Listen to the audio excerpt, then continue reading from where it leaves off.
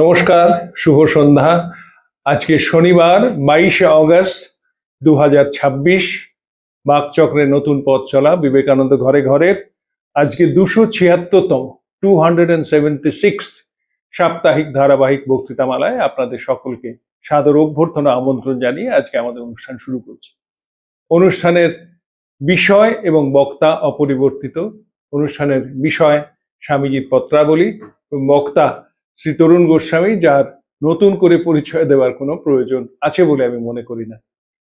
তো সুতরাং আসুন, আমার অহেতুক প্রাককথনে সময় নষ্ট না করে আজকে আমাদের সেই পরিচিত প্রার্থনা সঙ্গীত, যে রবীন্দ্রসঙ্গীতটি গেয়েছেন আমাদেরই বাকচক্রের প্রবীণতম সদস্য শ্রী রমেশচন্দ্র বন্দ্যোপাধ্যায়, তার গাওয়া সেই গানটি শুনে আজকে আমাদের অনুষ্ঠানে আমরা এগিয়ে চলি।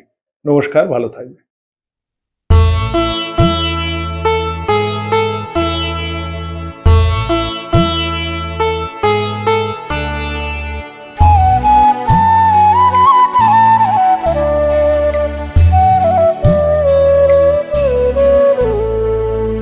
তোমারে করিয়াছি জীবনের রূপতারা, এ সমুদ্রে আরো কবু হব না গো পথহারা। তোমারে করিয়াছি জীবনের রূপতারা।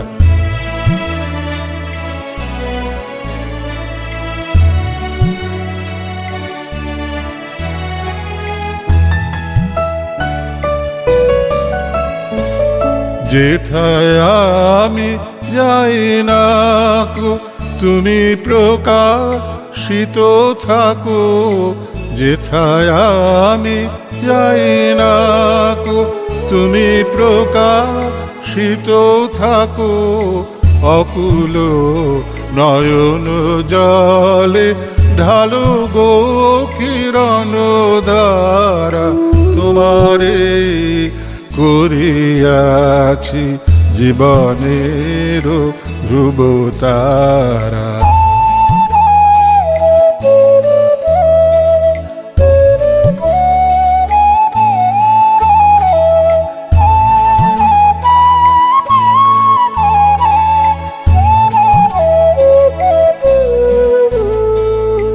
তব মুখ সদা মনে জাগিতেছে সঙ্গপানে, তিলেকো অন্তর হলে নাহিরি কুল কিনারা।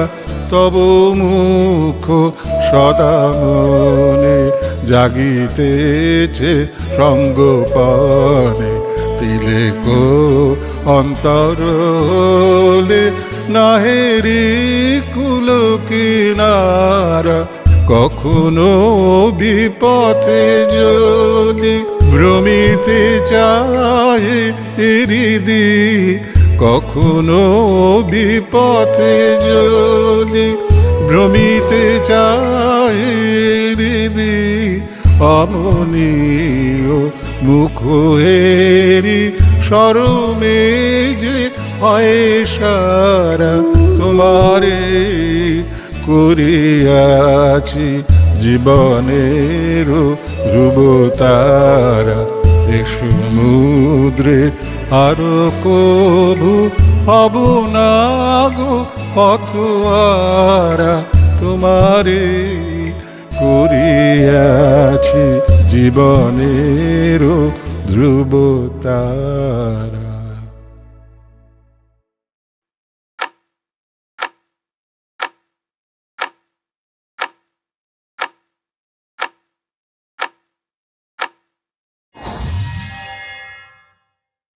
সুধীবৃন্দ, আজকে আমরা যে চিঠি নিয়ে আলোচনা করব সেটি স্বামীজি জোসেফিন ম্যাকলাউডকে লিখেছিলেন 26শে ডিসেম্বর বেলুর মঠ, কলকাতা থেকে, হাওড়া থেকে। আমরা যখন বাকচক্রের স্বামীজিকে নিয়ে আলোচনা করি, আমরা খুব খোলা মনে বিবেকানন্দ চর্চা করি।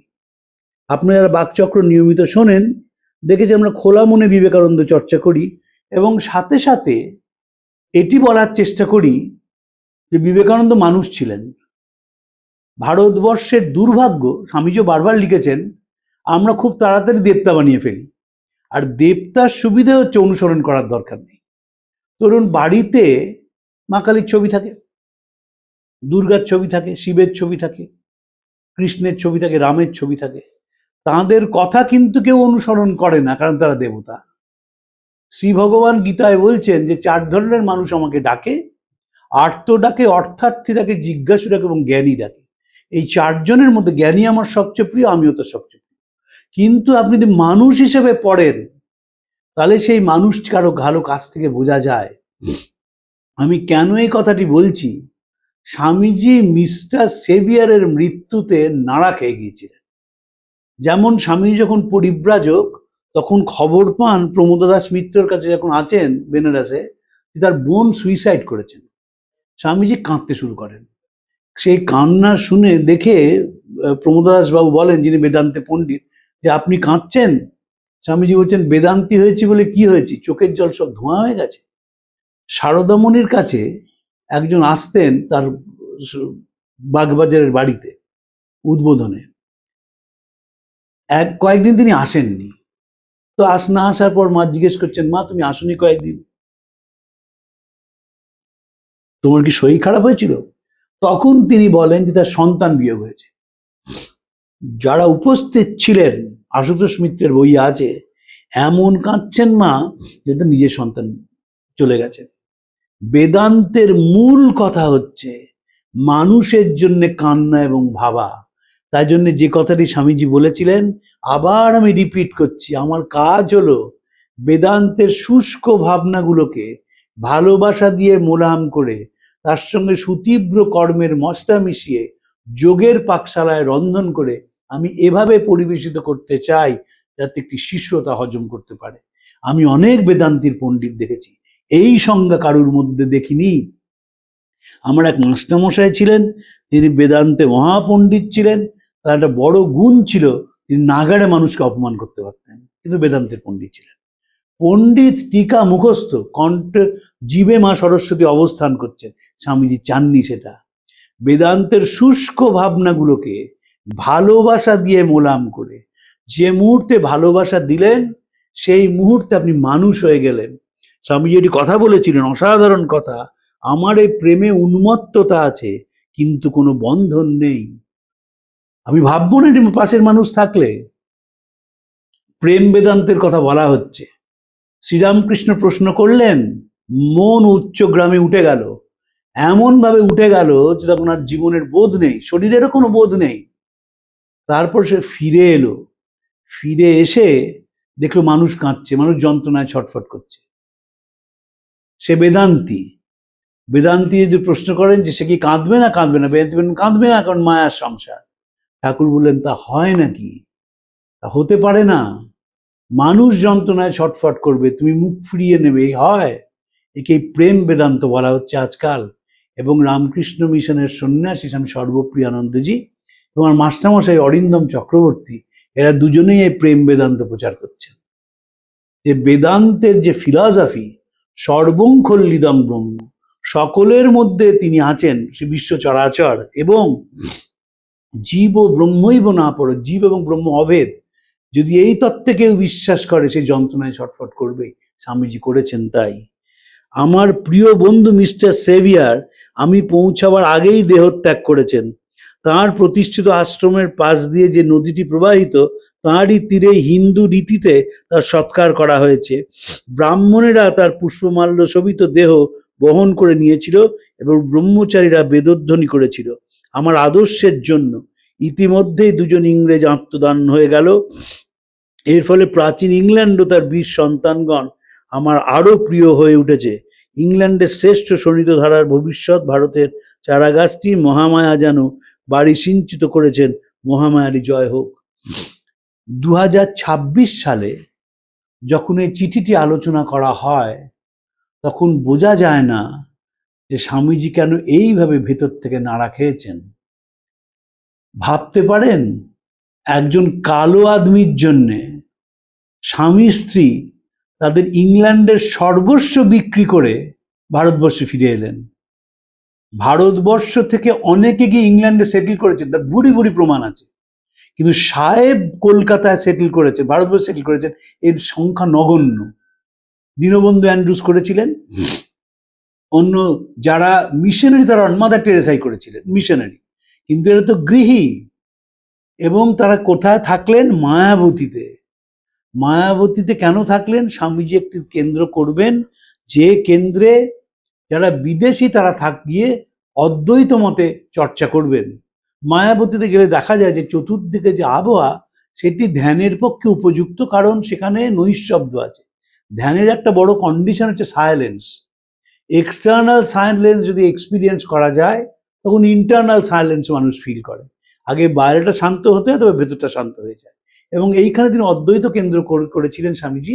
সেখানে কোনো পুজো অর্চনা হবে না, এখনো হয় না, কারণ যারা বিদেশি আসবেন তাদের পক্ষে বাংলাদেশের গরম সহ্য করা সম্ভব নয়। তখন তো এসি নেই, তখন তো ঘরে ঘরে এসি নেই, তখন তো বেলুড় মঠে ইন্টারন্যাশনাল গেস্ট হাউস হয়নি যে এসিতে চালিয়ে দিলাম তারা থাকলেন সেখানে। গরম থেকে বাঁচার উপায় কি? ওই হিমালয়ে চলে যাওয়া, সেইখানে গিয়ে সাধনায় ডুবে যাওয়া। মিস্টার এবং মিসেস সেভিয়ার সর্বস্ব বেঁচে চলে এসেছিলেন। আপনারা যারা এই রামকৃষ্ণ ভাব আন্দোলনের সঙ্গে যুক্ত, আপনাদের অনুরোধ করছি যদি বেলুড় মঠের মিউজিয়ামে যান, মিসেস সেভিয়ারের পোর্টেবল পিয়ানোটা রাখা আছে। মিসেস সেভিয়ারের একটা অসাধারণ পোর্টেবল পিয়ানো আছে। সেই পিয়ানোটা ছোট্ট পিয়ানো, সেটা পোর্টেবল, সেটা বহন করে বেড়ানো যায়। সেইটি নিয়ে ইংল্যান্ড থেকে এসেছিলেন। মনে রাখতে হবে মিস্টার মিসেস সেভিয়ার তাদের বিরল ভাগ্য যে তাঁরা স্বামীজিকে যখন ঘোড়ার গাড়ির ঘোড়া সরিয়ে যুবকেরা টেনে শিয়ালদা স্টেশন থেকে নিয়ে যান পশুপতি বসুর বাড়িতে, স্বামী যখন কলকাতায় পদার্পণ করেন প্রথমবার বিদেশ থেকে এসে, তখন মিস্টার মিসেস সেভিয়ার সেটিকে টেনে নিয়ে গিয়েছিলেন। তারা সেই ঘোড়ার গাড়িতে উপস্থিত ছিলেন, আর সাথে ছিলেন গুডউইন। গুডউইনের কথাও ভাবা যায় না। তিনি, তার মা ছিলেন ইংল্যান্ডে, সেখান থেকে ছেলে চলে এলেন ভারতবর্ষে, ক্রিকেটের পাগল, উটাকামান্ডে খেলা দেখতে গেলেন, সেখানে তার নিউমোনিয়া হলো, তিনি মারা গেলেন।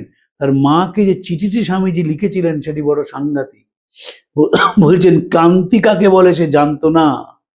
এবং তিনি যখন খবর পেলেন আলমোড়াতে, কে খবর দেবেন স্বামীজিকে? তার প্রিয় গুডউইন চলে গেছেন। যখন জোসেফিন ম্যাকলাউড খবরটা দিলেন তখন তিনি বললেন, my public voice has been stolen. এরপর থেকে স্বামীজি যা বলেছেন তার কোনো রেকর্ড নেই।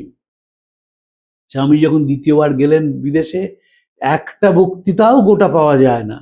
স্বামীজির শেষ বক্তৃতা দিয়েছিলেন শিলংয়ে, সেটাও পাওয়া যায় না। একজন স্থানীয় মাস্টারমশাই হেনরি কটনের আমন্ত্রণে গিয়েছিলেন, মাস্টারমশাই তিনি কিছুটা লিখেছিলেন, সেটা পাওয়া যায় ওই পর্যন্ত। শিলং টাইমসে খবরটা বেরিয়েছিল, বাংলা তর্জমা করে একটি কাগজও বের করেছিল, তখনকার দিনের আসামের একটি কাগজ। কিন্তু মিস্টার গুডউইন তিনি দেশের জন্য প্রাণ দিয়েছিলেন। একজন সবসময় মনে হতে হবে নেটিভের জন্য ইংলিশ প্রাণ দিচ্ছে। মিস্টার মিসেস সেভিয়ার তো ইংলিশ ছিলেন, তারা চলে এলেন একটি 30 বছরের ছেলের কথা শুনে। তারা কতখানি বেদান্ত বুঝতেন আমার সন্দেহ আছে, কারণ স্কোপ পেলেন না তো স্বামীর সঙ্গে সঙ্গ করার। বিদেশে সঙ্গ করেছেন। স্বামীজি যখন গেলেন মায়াবতী তখন মিস্টার সেভিয়ার নেই, এবং অসুস্থ শরীরে, মনে রাখতে হবে স্বামীজি অসুস্থ শরীরে মিসেস সেভিয়ারকে সান্ত্বনা দিতে গেলেন, এবং যাওয়ার সময় তুষার ঝড় হলো। সেই তুষার ঝড়ে পালকি বাহকেরা পালকি ছেড়ে চলে গিয়েছিলেন, সেখানে স্বামীজি রইলেন। তাকে বিরজানন্দজি ছিলেন, তিনি শুকনো গাছের পাতা জোগাড় করে তার বালিশ করে দিলেন, স্বামীজি তার মধ্যে ঘুমালেন। খুব ভালো ঘুম হয়েছিল স্বামীজির। পরের দিন বললেন, তুই তো খুব রিসোর্সফুল। বিরজানন্দজির মুখে একটু দাড়ি উঠেছে, বললেন, বা তোকে তো খুব সুন্দর লাগছে, দাড়ি কামাস না। বিরজানন্দজি গোটা জীবন দাড়ি কামালেন না। তার একটি ছবি পাওয়া যায়, তার দাড়ি নেই, কিন্তু সবসময় দাড়িওয়ালা ছবি। স্বামীজি বলেছিলেন বলে বিরজানন্দজিকে ঘোড়ায় চড়াচ্ছে, ঘোড়া ছুটছে, বলছে আমি আমার শিষ্যদের এইরকম চাই তারা যে কোনো অবস্থার মোকাবেলা করতে পারবে।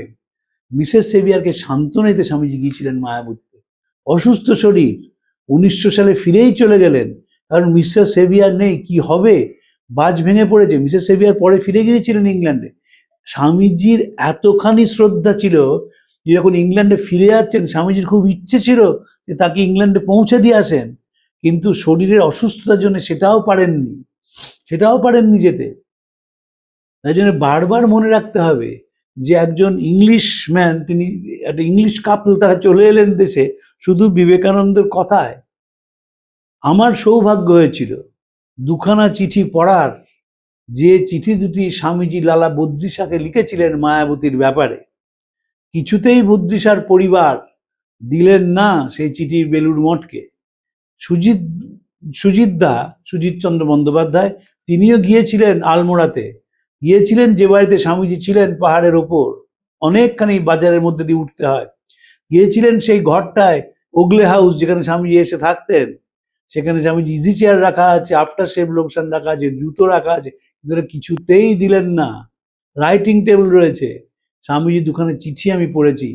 ম্যাকগ্রেগারের যে চা বাগান কেনা হয়েছিল বদ্রিশার মাধ্যমে, সেই সম্বন্ধে স্বামীজি বদ্রিশাকে ডিটেলসে লিখছেন যেখানে কি হবে। শুধুমাত্র সেখানে জব ধ্যান হতো না, মায়াবতীর যে আশেপাশের গ্রাম, সেই গ্রামে মানুষের চিকিৎসা করা হতো। 1900 সালের মায়াবতী কিন্তু 2026-এর মায়াবতী নয়। এখনো প্রত্যেক বছর ডক্টর সৌরভ সান্যালের নেতৃত্বে একটি বড় দল গিয়ে আশেপাশের মানুষের চোখের অপারেশন করান। 15 দিন তারা মায়াবতীতে ক্যাম্প করে থাকেন। এবং মায়াবতীর যে আশেপাশের গ্রাম, সেখানে শিক্ষা ছড়ানো। তখনকার দিনে 4 জন সন্ন্যাসী, স্বামী স্বরূপানন্দ, স্বামী বিরজানন্দ, স্বামী বিমলানন্দ, এই 3 জনকে নিয়ে তারা হোমিওপ্যাথিক চিকিৎসা করছেন মিসেস সেভিয়ারের নেতৃত্বে। এবং মায়াবতীর যে অপূর্ব সৌন্দর্য, সেটি তখনও ছিল। মায়াবতীর আশেপাশে শেয়াল, বাঘ এসব পাওয়া যেত, পাহাড়ের ওপর তো। কিন্তু মিস্টার সেভিয়ার তিনি সেই ম্যাকগ্রেগারে চা বাগান কিনে ফেললেন, বিশাল তার আয়তন, সেইখানেই অদ্বৈত আশ্রমটি প্রতিষ্ঠিত হলো। এখন তো মায়াবতী কোনো অসুবিধা নেই, লোহাঘাট থেকে গাড়ি আসে, স্বামী বোধস্বরানন্দজির নেতৃত্বে মায়াবতী এখন 5 স্টার হোটেল। তা তো ছিল না, শীতকালে অসম্ভব ঠান্ডা, এবং এরা তো কেউ নিচে নামতেন না। এখন অদ্বৈত আশ্রমের যিনি প্রবুদ্ধ ভারতের এডিটার, তিনি তো শীতকালে নেমে আসেন। মিসেস সেভিয়ারদের নেমে আসার কোনো উপায় নেই। বিমলানন্দজি, স্বরূপানন্দজির ওখানেই থাকতেন, মিসেস সেভিয়ার ওখানে থাকতেন, এবং সেই শাখার মধ্যে দিয়ে তারা নানাভাবে কাজ করে গেছেন, যেটি স্বামীজি চাইতেন। তাই মিস্টার সেভিয়ারের মারা যাওয়াটি একেবারে নাড়া দিয়েছিল স্বামীজিকে, এবং তিনি মনে করেছিলেন ভারতবর্ষের জন্য এই 2 জন শহীদ, তারা আত্মবলিদান দিয়েছেন ভারতবর্ষের জন্য।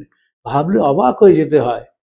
আপনি পছন্দ করতে পারেন স্বামীজিকে, স্বামীজির বক্তৃতায় মোহিত হতে পারেন, স্বামীজির ব্যক্তিত্বের চুম্বক আকর্ষণ আপনার মনকে আচ্ছন্ন করতে পারে, কিন্তু আপনি ঘর বাড়ি বিক্রি করে দিয়ে তার সঙ্গে গরমের দেশে চলে আসবেন, এ ভাবা যায় না। সিস্টার নিবেদিতা, তার মাইগ্রেন ছিল, তিনি ওই গরমের দিনে মাথায় দড়ি বেঁধে, এখন মাইগ্রেন কষ্ট হতো, তিনি একটু বারান্দায় এসে দাঁড়াতেন। কিন্তু রক্ষণশীল বোসপাড়া এলাকা অঞ্চল, ওই মেম সাহেব দাঁড়িয়েও বেশিক্ষণ থাকতে পারতেন না, আবার ঘরে চলে যেতেন। এবং সিস্টারের যে ঘর ছিল, ওই বাড়িতে যদি যান, এখন যেটি মিউজিয়াম হয়েছে, দেখবেন ঘরগুলো কি ছোট। সেই ঘরে দিনের পর দিন থাকা এত ভাবা যায় না। সিস্টার যখন মারা যান, হিল ডায়রিয়া, যদিও তখন অ্যান্টিবায়োটিক নেই, কিন্তু হিল ডায়রিয়া কেউ মারা যায় না। সিস্টার না খেয়ে এতটাই নিজেকে ডিনাই করেছিলেন, না পয়সা নেই তো খাবেন কোথা থেকে দুবেলা। ফলে যখন ওই আক্রমণটা এলো, নীলরতন সরকার দেখলেন, তিনিও তো গিয়েছিলেন ছুটির সময় দার্জিলিংয়ে, এবং দেখে বুঝলেন যে আর শরীর রাখা যাবে না। হিল ডায়রিয়ায় মাত্র 44 বছর বয়সে সিস্টার দার্জিলিংয়ে মারা যান। এগুলো মনে রাখতে, এগুলো রক্ত মাংসের শরীর হিসেবে ভাবতে হবে, ভাবলে হবে না ভগবান হলেই আর অনুসরণ করা যাবে না। রক্ত মাংসের শরীরে যদি ভাবেন, তাহলে মনে হবে এই মানুষটি জীবন্ত। তাহলে মনে হবে যখন চিঠি পড়বেন যেন সামনে স্বামীজিকে দেখতে পাচ্ছেন। সেটাই বাকচক্রের উদ্দেশ্য হচ্ছে যে স্বামীজির সঙ্গে ব্যক্তির নিবিড় সম্পর্ক স্থাপন। সেটি যদি আমরা করে উঠতে পারি, আমরা মনে করব আমাদের এই যে প্রয়াস, এই প্রয়াসটি কিছুটা সার্থকতা লাভ করেছে। মিসেস সেভিয়ার অবিচলিত আছেন। প্যারিসের ঠিকানায় তিনি আমাকে যে চিঠিটি লিখেছেন, তাতে এই ডাকে ফিরে এলো। আগামীকাল আমি তার সঙ্গে দেখা করতে পাহাড়ে যাব। ভগবান তাকে আশীর্বাদ করুন এ নির্ভয় প্রাণকে। 26শে ডিসেম্বর স্বামীজি লিখছেন, 27 ডিসেম্বর রওনা হচ্ছেন মায়াবতীর জন্য। সেই টনকপুর, সেই কাঠগুদাম, সেই হলদোয়ানি, সেই সামলাতাল হয়ে মায়াবতী যাওয়া। এবং তখনকার ডিসেম্বরে মায়াবতী যাওয়া এখনই কেউ যায় না, এখন তো বন্ধই থাকে। এখন তো মায়াবতী বন্ধই থাকে ডিসেম্বরে, কাউকে অ্যালাও করা হয় না। চতুর্দিকে বরফ, অসুস্থ শরীর, তাও যাচ্ছেন স্বামী প্রভানন্দজির সঙ্গে। আমার স্বামীজির এই মায়াবতী ট্রিপ এবং তার পূর্ববঙ্গে যাওয়া নিয়ে নানা রকম আলোচনা হতো। মহারাজ খুব পড়াশোনা করা মানুষ ছিলেন, যে স্বামীজি যে মায়াবতী গেলেন, অসুস্থ হয়ে ফিরলেন, উপায় নেই, তারপরেই মাকে নিয়ে পূর্ববঙ্গে গেলেন। কারণ স্বামীজি বুঝতে পেরেছিলেন ভেতর থেকে যে আলোটা শেষ হয়ে আসছে। স্বামী যখন আসামে যান, স্বামীজির এত হাঁপানি হয়েছিল যে কল্পনা করা যায় না। স্বামীজি বলছেন সেখানে যে মৃত্যু যখন আসে, আমি নিজেকে মৃত্যুর জন্য প্রস্তুত করি। When death approaches me, all weakness vanishes. I simply prepare myself, making ready to die. I have neither fear nor doubt nor thought of the external. I am as strong as that because I have touched the feet of God. এই যে মৃত্যু যখন এগিয়ে আসছে, তখন আমি মৃত্যুর জন্য নিজেকে প্রস্তুত করি। আমার কোনো চিন্তা নেই, কিছু হয় না, কারণ ঈশ্বরের পাদপদ্ম স্পর্শ করেছি। সেই ঠান্ডার মধ্যে মায়াবতীর জন্য তিনি রওনা হলেন। বলতেই পারেন তার কয়েকদিন আগেই বেলুড় মঠে এসেছেন, আর কয়েকদিন পরেই যেতে পারতেন। মিসেস সেভিয়ার কি যন্ত্রণার মধ্যে আছেন তিনি ভেবে আকুল হয়ে গিয়েছিলেন। আমি যখন মায়াবতীতে গেছি, আমার বারবার মনে হয়েছে যে 1900 সালের মায়াবতী কেমন ছিল। না ইলেকট্রিসিটি, না কিছু, তার মধ্যে স্বামী চলে গেছেন, আর সাথে 3টে তরুণ সন্ন্যাসী। স্বরূপানন্দের তখন বয়স 25 বছর, বিরজানন্দজির 26 বছর, বিমলানন্দজির 29 বছর। এই তিনটি সাধু, তাকে নিয়ে একজন মেম সাহেব সেখানে রয়েছেন, আর স্বামী চলে গেছেন। তাকে দাহ করা হয়েছে, হিন্দু মতে দাহ করা হয়েছে, শুনছেন তো, সব ব্রহ্মচারীরা গিয়ে সেখানে বেদগান পাঠ করেছেন। এবং তার সেই একাকিত্বটা আমার বারবার মনে, সেই যন্ত্রণাটা আমি যেমন বারবার মনে করি, কেউ এক লাইন লেখেনি, আমি চোখের জলে সেটা স্মরণ করি। স্বামীজি চলে গেছেন, নিবেদিতা বেলুড় মঠে ছিলেন, স্বামীজিকে দাহ করা হলো, নিবেদিতা সন্ধেবেলায় বোসপাড়া লেনে ফিরে এলেন। অবস্থাটা ভাবুন, গুরু নেই সেখানে। রাত্রিবেলায় সেই তালা দিয়ে ঘরটা খুললেন, লণ্ঠন জ্বালালেন। তিনি কেঁদেছিলেন না কাঁদেননি, কেউ লেখেনি। আসলে বিবেকানন্দ চর্চার নানা ধারা আছে। শঙ্করীবাবু আমাকে শিখিয়েছিলেন কি করে বিবেকানন্দকে একেবারে অ্যানালিটিক্যালি দেখতে হয়, আর মণিশঙ্কর শিখিয়েছিলেন কি করে চোখের জল দিয়ে বিবেকানন্দের কথা ভাবতে হয়। এই দুটোর মধ্যে তফাৎ আছে। অ্যানালিটিক্যাল বিবেকানন্দ অসাধারণ, আপনি মেধা দিয়ে বিবেকানন্দকে বিচার করছেন, মেধা দিয়ে নিবেদিতাকে দেখছেন। তিনি ভারতের জন্য কি করেছেন, তার ওয়েভ অফ ইন্ডিয়ান লাইফ যখন তিনি লিখছেন, দ্য মাস্টার অ্যাজ এ সহিম যখন তিনি লিখছেন, সিভিক আইডিয়ালস যখন তিনি বই লিখছেন, ক্রেডল টেলস অফ হিন্দু, সে এক নিবেদিতা।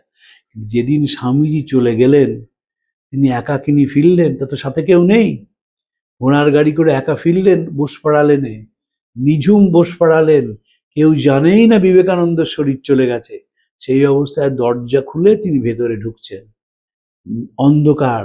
তিনি ইংল্যান্ডেও ফিরে যেতে পারছেন না। নিবেদিত একটি অসাধারণ চিঠি আছে মে উইলিয়ামসের কন্যাকে লেখা, যে কখনো তুমি বলবে না আমি হিন্দু হয়ে গেছি, কারণ তাহলে তোমার মা স্কুল চালাতে পারবে না।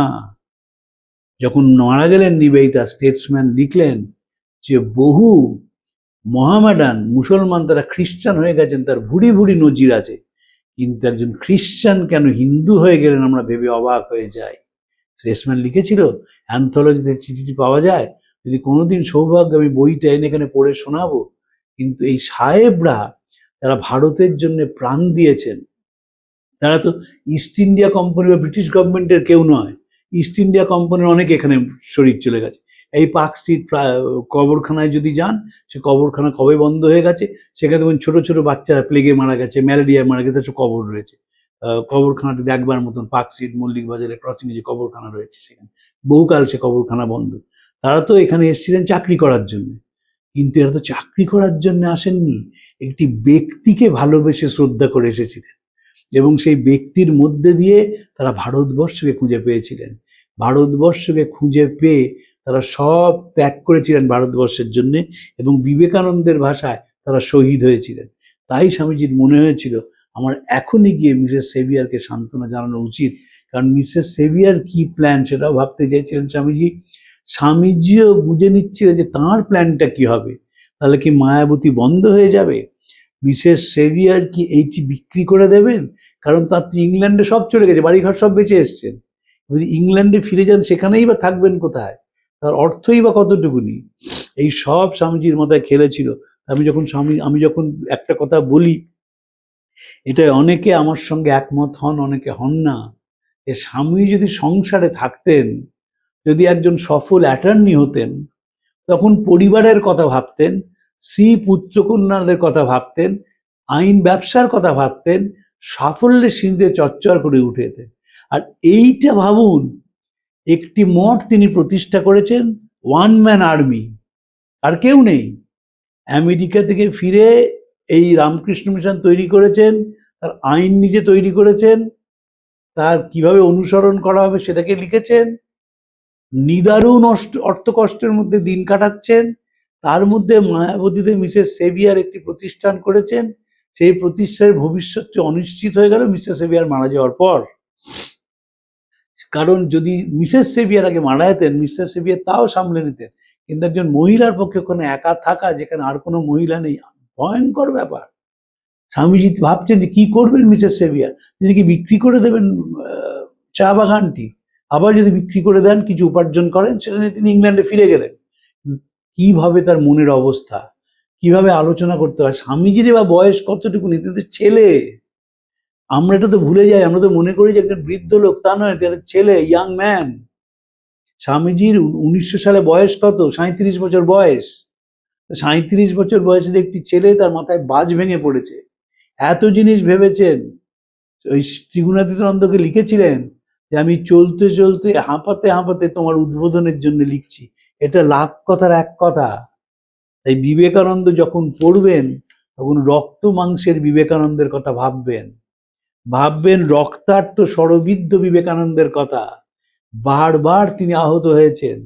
তাকে গুডউইন বলেছিলেন যখন স্বামীজিকে দক্ষিণেশ্বরের মন্দির থেকে প্রায় বের করে দেওয়া হলো। মাদ্রাজের দক্ষিণ ভারতের বহু মন্দিরে কায়স্থ এবং সন্ন্যাসী বলে ঢুকতে দেওয়া হলো না। তখন গুডউইন তাকে বলেছিলেন, চলুন স্বামীজি, আমরা আবার আমেরিকায় ফিরে যাই। এবং আমি একটা কথা বলি, খুব প্র্যাকটিক্যাল কথা বলি, স্বামীজি আমেরিকায় যখন বিখ্যাত হন, তখন তিনি রামকৃষ্ণ মিশন প্রতিষ্ঠা করেননি। তাঁর আমেরিকায় যারা বন্ধু বান্ধব ছিলেন, তাদের পক্ষে এই মানুষটিকে জমি কিনে দেওয়া, আশ্রম বানিয়ে দেওয়াটা কোনো কঠিন কাজ ছিল না। তিনি তারা দোতলা বাড়ি বানাতেন, দোতলায় ভুবনেশ্বরী দেবী এবং দুই ভাইকে গিয়ে রাখতেন, এবং একতলা একটা হল করতেন বেদান্ত প্রচার করার জন্যে। তাহলে ওদেশে মহেশ যোগী বা এরা যে শিষ্য পেয়েছে, তারা অনেক বেশি শিষ্য বিবেকানন্দ পেতেন। মনে রাখবেন, যদি এই চেষ্টাটি বিবেকানন্দ করতেন যে আমি আমেরিকায় থাকবো, আমার মাকে এনে রাখবো, দুই ভাইকে এনে তাদের প্রতিষ্ঠা করাবো এবং বেদান্ত প্রচার করব, তাহলে ভারতীয় তো সবচেয়ে সফল হয়েছিলেন মহেশ যোগী, তারপরে ছিলেন প্রভুপাদ, যিনি ইস্কন প্রতিষ্ঠা করেন। কিন্তু স্বামীজি কেমন মানুষ, তিনি আমেরিকা থেকে ভারতবর্ষের জন্য কাঁদছেন। India I love before I came away, now the very soil of India has become holy to me, it is now the holy place, the land of pilgrimage, the tirtha. ফিরে এলেন ভারতবর্ষে, আমেরিকা থেকে কেঁদেছেন ভারতবর্ষের জন্যে। যখন তার আর মোটা ভাত কাপড়ের কোনো অভাব নেই, যখন বিলাসিতার জীবন, তিনি বিলাসিতার স্বাদ আস্বাদন করছেন, তখন তিনি কাঁদছেন যে ভারতবর্ষের মানুষ কি যন্ত্রণা আছে। ফিরে আসার পর তার বন্ধু সিঙ্গারবেল মুদালিয়ারকে বলেছিলেন, স্বামীজি কিডি বলে ডাকতেন, মাদ্রাজে তার বাড়িতে গিয়ে, 3টে প্রতিষ্ঠান তৈরি করব, যেখানকার ছাত্ররা ভারতবর্ষের কথা বিদেশে গিয়ে বলবে, আমি ওদেশে ধর্ম প্রচার করলাম, যাতে এদেশে গরিবদের ওপর অত্যাচার বন্ধ হয়। একথা কেউ বলেননি, একথা ভারতবর্ষের কেউ বলেননি, কেউ বলবেনও না। কারণ ভারতবর্ষের কোনো মানুষ সাধারণ মানুষের জন্য কাঁদেননি, সাধারণ মানুষের যন্ত্রণা অনুভব করেননি, কারণ তারা সাধারণ মানুষকে দেখেননি বলে। এই দেখলে দেখতেন বিবেকানন্দের মতো কাঁদছেন, গান্ধীজি সাধারণ মানুষের কথা বলেছেন, এক শ্রেণীর মানুষ, তারা হরিজন। বিবেকানন্দ সব সাধারণ মানুষের কথা বলেছেন। দেখেছিলেন ভারতবর্ষে, স্বামী যখন ভারতবর্ষে যান, দক্ষিণ ভারতবর্ষে কি সীমাহীন অত্যাচার সাধারণ মানুষের ওপর ইংরেজরা এবং স্বদেশীয় মানুষেরা করছে, বিবেকানন্দ সেটাকে দেখেছিলেন।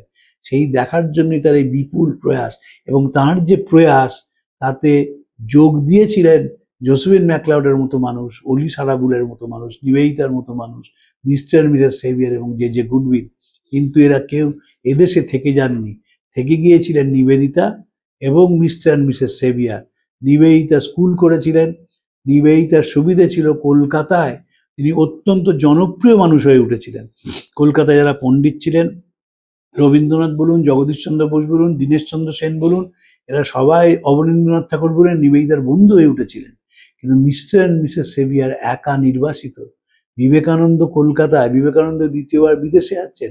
যখন মায়াবতী প্রতিষ্ঠা হলো, স্বামী তো যেতেই পারলেন না, তারা নিজেরা মায়াবতী প্রতিষ্ঠা করেছেন। সেখানে স্বামীজি পাঠিয়েছেন সাধুদের, স্বরূপানন্দকে পাঠিয়েছেন, এবং সেখানে সেই প্রেস থেকে প্রবুদ্ধ ভারত বেরোচ্ছে। সেই প্রবুদ্ধ ভারতের কথা স্বামীজি আমেরিকায় বলছেন। প্রবুদ্ধ ভারতে যদি আর্লি এডিশন পড়া যায় তাহলে দেখা যাবে কি অসাধারণ ভূমিকা লিখেছিলেন স্বরূপানন্দ। এবং এটাও মনে রাখতে হবে, জামশেদজি টাটার সমর্থন যে দুটো এডিটোরিয়াল সেটি স্বরূপানন্দ লিখেছিলেন, সেটি প্রবুদ্ধ ভারতে বেরিয়েছিল। যদি কোনোদিন পারি সেটা নিয়ে বাকচক্রে আলোচনা করব। স্বামীজি বলেছিলেন টাটা দেশের জন্য যা কাজ করেছেন, এখনই বোম্বেতে সোনার মূর্তি বানানো উচিত, কারণ তিনি ছেলে মেয়েদের গবেষণার জন্য এত টাকা বরাদ্দ করেছেন। এই যে বিবেকানন্দ, এই বিবেকানন্দ আমাদের আলোচনার বিষয়। আমরা নিশ্চিত তিনি গুরু to the world. Ruth Harris সাহস করে ভূমিকা লিখেছিলেন, বইটির নাম দিয়েছিলেন গুরু to the world, life and legacy of Swami Vivekananda. বাস্তবিক তিনি গুরু টু দ্য ওয়ার্ল্ড, কারণ এমন একজন গুরু যিনি রং দেখেন না, যিনি ধর্ম দেখেন না, তিনি বর্ণ দেখেন না, যিনি গোত্র লিঙ্গ দেখেন না, যিনি শুধু বলেন সেবার মধ্যে দিয়ে এই জীবনটাকে উপলব্ধি করা যায়, সেবার মধ্যে দিয়ে মানুষ শান্তিতে থাকে, সেবার মধ্যে দিয়েই মানুষ নতুনভাবে নিজেকে চিনতে শেখে। মিসেস সেভিয়ার সেরকম চিনেছিলেন নিজেকে, তাই স্বামী চলে যাওয়ার পরও সেখানে ছিলেন। বিবেকানন্দকে সানন্দে গ্রহণ করেছিলেন। বিবেকানন্দ গেলেন মায়াবতীতে, মিসেস সেভিয়ারকে বললেন, আমার ইচ্ছে হয় আমি ছোটবেলাকার মতো শীষ দিয়ে গান গাই আর কবিতা লিখি। সেখানকার যে বরফ, সেখান থেকে স্বামীজি আইসক্রিম খেয়েছিলেন, কয়েকদিন নিশ্চিন্তে কাটিয়ে ফিরে এসেছিলেন। তারপর শুধু যন্ত্রণা, শুধু যন্ত্রণা, আনট্রিটেড ডায়াবেটিস জীবনটাকে শেষ করে দিল মাত্র 39 বছর বয়সে। আজকে এই অবধি থাক, পরের দিন আর একটি বিষয় নিয়ে আলোচনা করব। প্রাণারাম প্রাণারাম প্রাণা